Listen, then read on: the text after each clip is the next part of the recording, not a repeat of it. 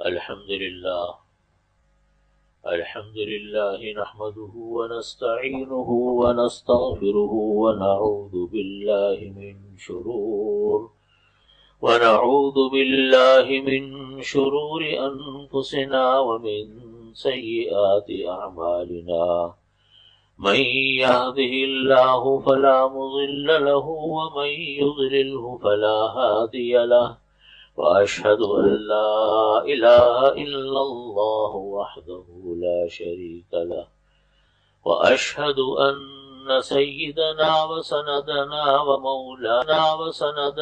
ومولانا محمدا عبده ورسوله وقال الله تعالى في القرآن المجيد وفرقان الحميد قل إن كنتم تحبون الله فاتبعوني يحببكم الله صدق الله مولانا العظيم وصدق رسوله النبي الكريم ونحن على ذلك من الشاهدين والشاكرين والحمد لله رب العالمين۔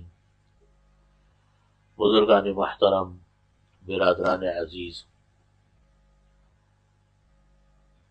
کریم صلی اللہ علیہ وسلم نے فرمایا کہ تم لوگ اگر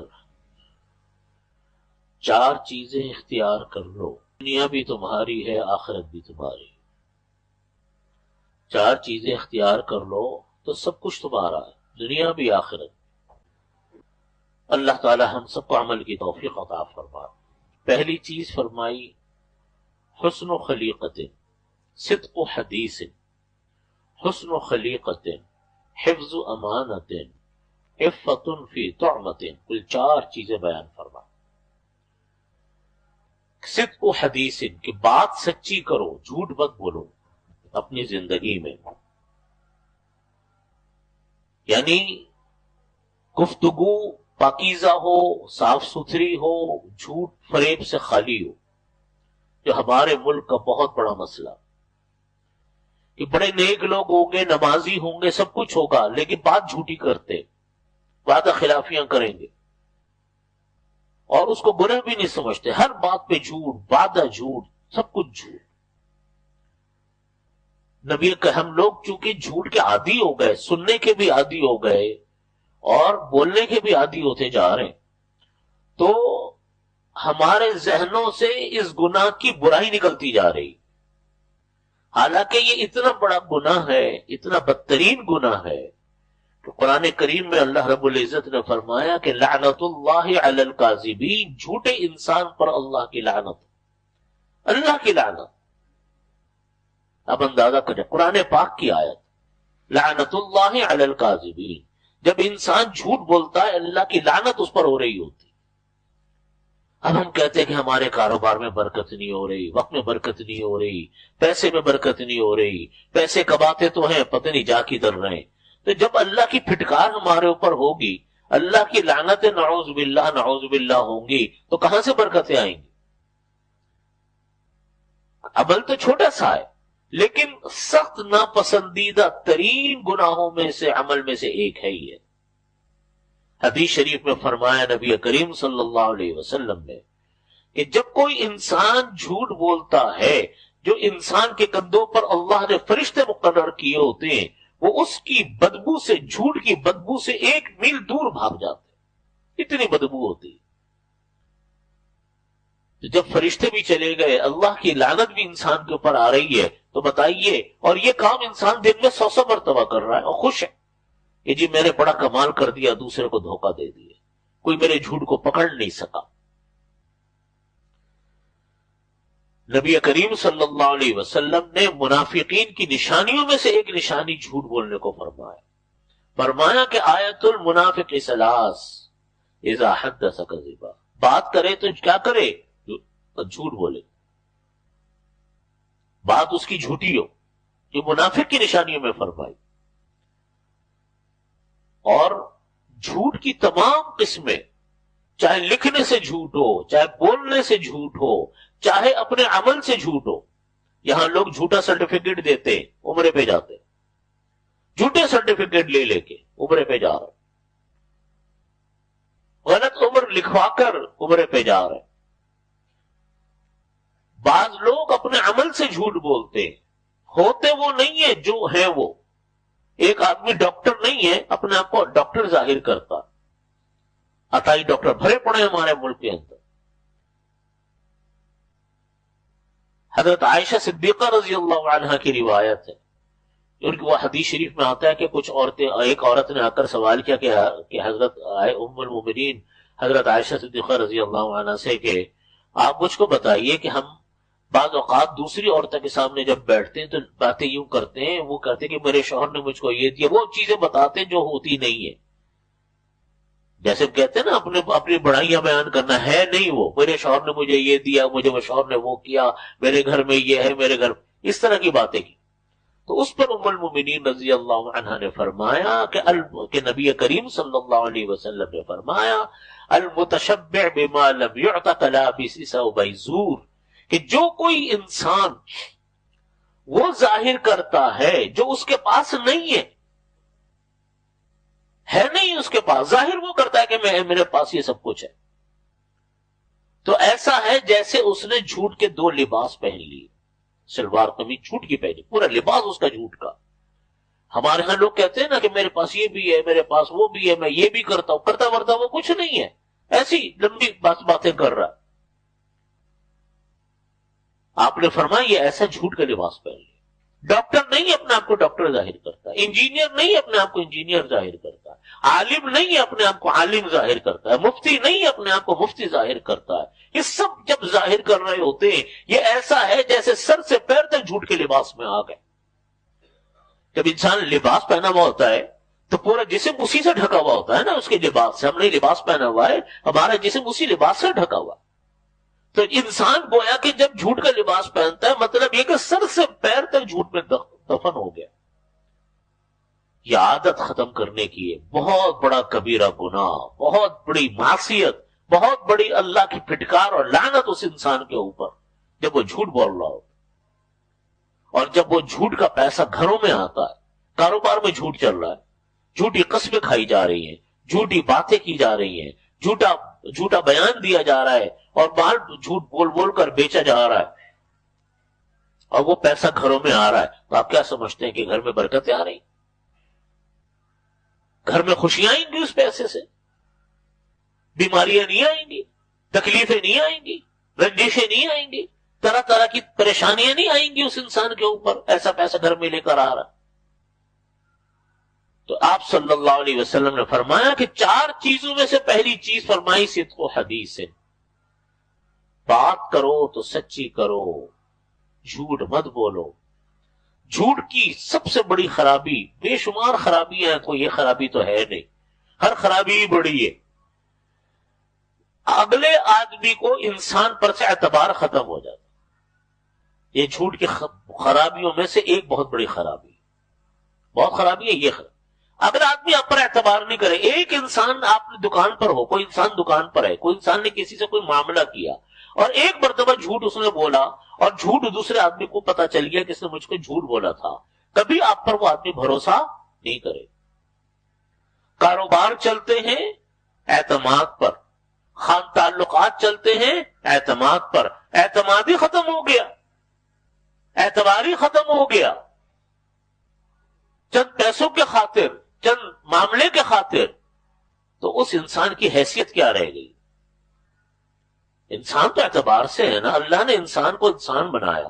آج ہم لوگ بڑی بڑی کمپنیوں کے مال خریدتے ہیں، مہنگے مال خریدتے ہیں، کئی گنا قیمتیں دے کر مال لیتے ہیں. کسی سے کوئی پوچھے کہ آپ نے اس کمپنی کا مال لیا، اتنا دگنی قیمت پر کیوں لیا؟ وہ آپ سے کیا کہے گا کہ جی کمپنی صاف ستھری ہے، میرے سے دھوکہ نہیں دے گی. باقی بے شک میرے سے 2 پیسے زیادہ لے لے، مجھے دھوکہ نہیں دے گی، خراب چیز نہیں بیچے گی، ایکسپائر چیزیں نہیں بیچے گی، آپ اس کی دگنی تگنی قیمتیں دے رہے. آج یہودیوں کا مال کا ہم بائیکاٹ کر رہے ہیں، ان کی اپیلیں کی جا رہی ہیں، لیکن آخر دنیا کیوں اس یہودی کے مال پر جا رہی ہے؟ کیوں غیر مسلموں کے مال پر جا رہی ہے؟ اس لیے کہ ان کو معلوم ہے کہ ہیں تو ایماندار نہیں، لیکن کاروبار جو یہ پورا صحیح کرتے ہیں، اس میں جھوٹ ان کی شامل نہیں۔ دنیا کے معاملات تو انسان کے اعتماد سے چلتے ہیں، بے اعتمادی سے معاملات نہیں چلتے۔ بے اعتمادی سے تھوڑی دیر کا کام چل جاتا ہے، وقتی کام چل جاتا ہے، لیکن وہ کام پائیدار نہیں ہوتا۔ اس لیے فرمایا پہلی چیز ہے حفظ و امانت، صدق و حدیث۔ دوسری چیز نبی کریم صلی اللہ علیہ وسلم نے فرمائی حفظ و امانت، امانت کی حفاظت کرو۔ امانت سے مراد کسی کے پاس امانت رکھوانا، اس کی حفاظت وہ تو ہے ہی، اور اس کا مطلب یہ ہے کہ انسان جب کسی ذمہ داری کو اٹھائے، انسان جب کوئی کام کرے، کسی ذمہ داری کو لے، اس ذمہ داری کو صحیح طریقے سے پورا کرنا یہ امانت ہے، اس میں پورا نہ کرنا یہ خیانت۔ مثلا ہم اور آپ بے شمار کاموں کی ذمہ داری ہر انسان اٹھاتا ہے، کوئی ملازمت کرتا ہے، کوئی کاروبار کرتا ہے، اپنے کام کو پورے طریقے سے انجام دو محنت کے ساتھ۔ کسی پوسٹ پر بیٹھے ہیں، اس پوسٹ کی ذمہ داری کو پورا کرنا یہ امانت کی ادائیگی ہے۔ اللہ نے اولادیں دی، اللہ نے بچے دیے، وہ ہمارے اور ہم اور آپ اس کے مالک نہیں ہیں، امین ہیں۔ بچے ہمارے ہاتھوں میں امانت ہے، ان بچوں کی ایسی تعلیم و تربیت کرنا کہ ان کے لیے دنیا میں بھی کام آئے، آخرت میں بھی کام آئے، یہ ماں باپ کی امانت کی ادائیگی ہے، جس میں آج کل ہم لوگ بہت سستی کرتے۔ دین کی تعلیم نہیں دے رہے ماں باپ، نمازیں بچوں کو نہیں آتی، قرآن پڑھنا نہیں آتا، فرائض و واجبات کا پتہ نہیں۔ یہ قصور کس کا ہے؟ یہ قصور ماں باپ کا ہے، جن ماں باپ نے اپنے بچوں کو وہ ماحول نہیں دیا، وہ تعلیم نہیں دی۔ کتنے دنیا آج ہم لوگ شکایت کرتے ہیں کہ جی دفاتر میں کام نہیں ہوتا، تو کون کام نہیں کرنے والا ہے؟ افراد، لوگ وہ کام اپنی ذمہ داری سے نہیں کر رہے۔ بجلی کے محکمے سے پریشان، پانی کے محکمے سے پریشان، نلکوں میں پانی آئے گا نہیں، ٹینکروں میں پانی موجود، ٹینکر جب دل چاہے لے لو، نلکے میں پانی دستیاب آپ کو نہیں ہوگا۔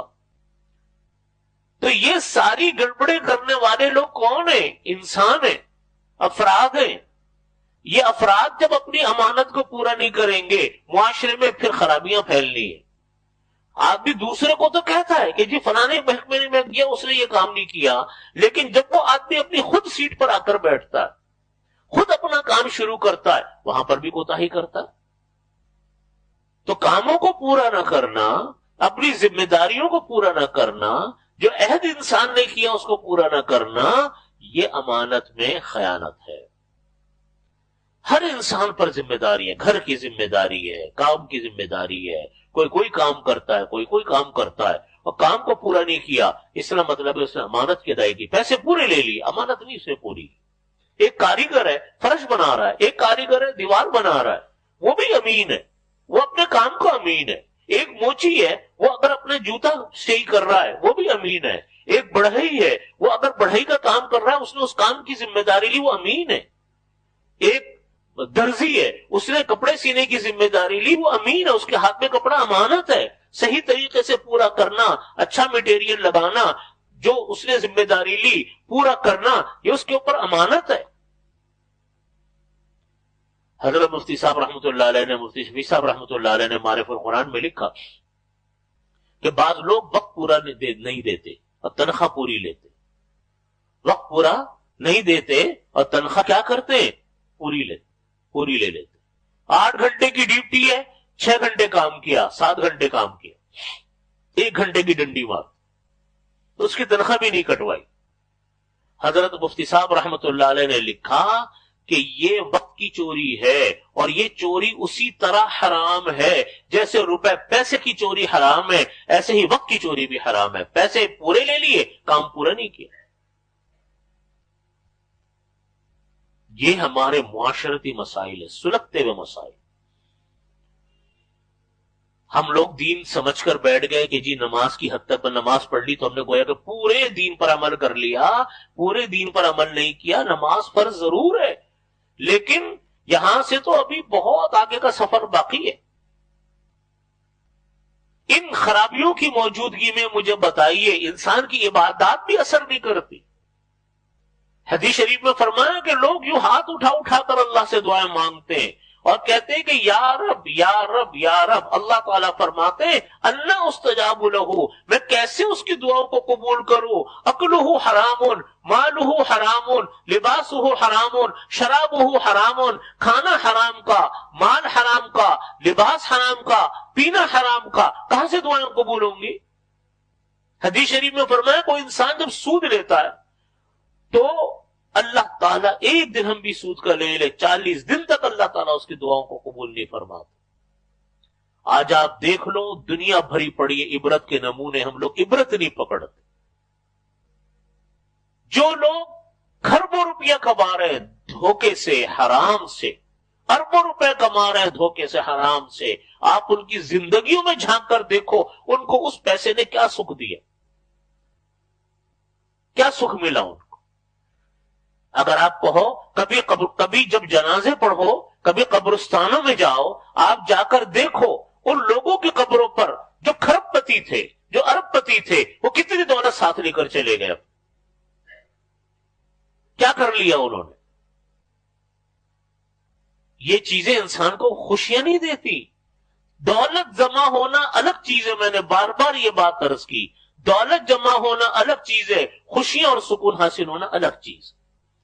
اس کا تعلق پیسے سے نہیں ہے، اس کا تعلق دل کے سکون سے. دل کا سکون بہت بڑی اللہ کی نعمت ہے. الا بذکر اللہ تطمئن القلوب. قرآن کریم میں اللہ تعالیٰ فرماتے ہیں اللہ کے ذکر سے انسانوں کے دلوں کو اطمینان نصیب ہوتا ہے. الا بذکر اللہ تطمئن القلوب. ہم یہ کیلکولیشن بنا کر بیٹھ گئے کہ جس کے پاس دولت زیادہ ہوگی بس وہ ہے کامیاب. یہ کہاں اللہ نے فرما دیا؟ یہ کہاں میرے رسول نے فرمایا؟ کہاں دنیا کے تجربے؟ کتنے انسان آپ کو نظر آئیں گے برف پتی ہیں، کھرب پتی ہیں، لیکن دنیا ان کی سخت ترین زندگی تکلیف کی ہے. خوف کا شکار، دہشت کا شکار، پریشانیوں کا شکار، گھر میں مسائل، گاڑیاں بہت ہیں، جائیدادیں بہت ہیں. میرا پچھلے دنوں یونان جانا ہوا، گریس. میں یورپ کے سفر پہ تھا، گریس گیا. گریس وہ ملک ہے، ابھی بھی آپ نے پڑھا یونان میں کتنا بڑا کشتی کا حادثہ ہوا. یہ یورپ کا پہلا ملک ہے. جب ہم ایشیا سے جاتے ہیں ترکی کے فوراً بعد گریس آتا. یہ جتنے ہمارے ہاں غیر قانونی لوگ ہیں یہ سارے سب سے پہلے گریس پہنچتے ہیں، یونان پہنچتے ہیں. کوئی ترکی کے راستے، کوئی کدھر سے، کوئی کدھر سے، پھر وہاں سے وہ یورپ کا آگے کا رخ کرتے ہیں اور مختلف جگہوں پر جاتے ہیں. وہاں میں نے پاکستانیوں کو جس حال میں دیکھا، اتنا پریشان، میں نے اتنی تکلیف میں مجھے پاکستانی کہیں نظر نہیں آتا.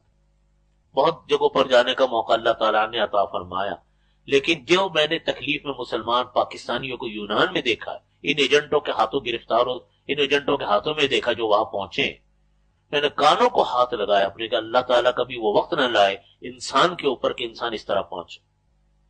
ایک لڑکا مجھ کو ملا، یونان کا ایک شہر تھا، وہاں پر میرے سے ملا وہ لڑکا، کہنے لگا کہ میں پاکستان سے یونان پیدل چل کر آیا. میں نے کہا ممکن ہے؟ کہہ رہا جی میں آیا چل کر. میں نے کہا کوئی گاڑی میں نہیں بیٹھے؟ کہہ رہے گاڑی میں بیٹھے کیسے، ہم تو غیر قانونی چل رہے تھے، کھیتوں میں، دریاؤں میں، ادھر سے ادھر سے. کہہ رہے 10% بھی ہم گاڑی میں نہیں بیٹھے ہوں. میں نے کہا بھائی تم پاکستان میں کیا مر رہے تھے، بھوکے فاقے ہو رہے تھے تمہارے گھروں میں؟ کہہ رہا نہیں، لیکن یہ کہ بس مجھے آنا تھا، میں آیا. میں نے کہا اب یہاں کیا ہو رہا ہے کہ جب اتنے کما لیتا ہوں؟ یہ کیلکولیشن یہ ہوتی ہے. میں یہ بتانا چاہتا ہوں اپنے بھائیوں کو کہ خدا را اس کیلکولیشن سے نکل آؤ باہر. کیلکولیشن یہ بتائی انہوں نے کہ جی میرا پاکستان میں اتنا کماتا تھا، یہاں اس سے دگنا کماتا ہوں، یہ تگنا کماتا ہوں، چلو تگنا لے لو آپ. اگر 1 لاکھ کماتا تھا یہاں 3 لاکھ کماتا ہوں. غیر قانونی ہے.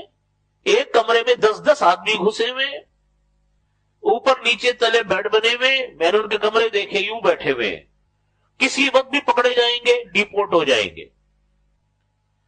13 سال، 11 سال، 12 سال ان کو لیگل ہونے میں لگتے ہیں.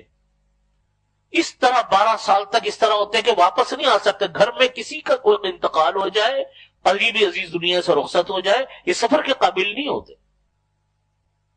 11-12 سال کے بعد جب ان کا لیگل ڈاکومنٹ بنتے ہیں تو باہر آ جاتے ہیں، پھر سکون سے آ جاتے ہیں۔ لیکن سوال یہ ہے کہ یہ جو نقصان کیا 12 سال کا انہوں نے اپنے گھر سے دور رہ کے، اپنوں سے دور رہ کے، ایک صاحب میرے سے ملے، کہنے لگے کہ میں جب لیگل ہو کے پہلی مرتبہ پاکستان گیا تو میرا بیٹا ہونے والا تھا، اس کو وہاں اطلاع ملی کہ اس کے ہاں بیٹا پیدا ہوا، اور جب وہ آیا لیگل ہو کر پاکستان تو ایک 13 سال کا لڑکا اپنے چچا کے ساتھ اس کا استقبال کرنے کے لیے کھڑا تھا۔ بچہ پیدا بھی ہو گیا، بچپن بھی گزر گیا، اور جوانی کے اندر وہ داخل ہو رہا تھا بیٹا اس کا۔